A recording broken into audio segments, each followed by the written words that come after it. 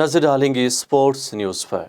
Ban अल-अक़वामी सतह पर पाकिस्तान का नाम रोशन करने वाले बॉक्सर मोहम्मद वसीम के यहाँ नन्हे मेहमान की आमद। समाजी राब्ते की वेबसाइट ट्विटर पर अपनी और नौमौलूद की तस्वीर शेयर करते हुए पाकिस्तानी बॉक्सर ने पैगाम में लिखा कि मेरी ज़िंदगी अल्लाह ने मुझे हैरत अंगेज़ तोहफे से नवाजा है, मेरा खूबसूरत ख़ानदान। क्रिकेट में T20 की मकबूलियत के बाद अब हॉकी में भी छोटा फॉर्मेट मुतारफ़ कराया जा रहा है। ज़राए के मुताबिक हॉकी के छोटे फॉर्मेट में हॉकी मैच 1 घंटे के बजाय 20 मिनट का होगा। मैच में एक हाफ 10 मिनट पर मुश्तमिल होगा।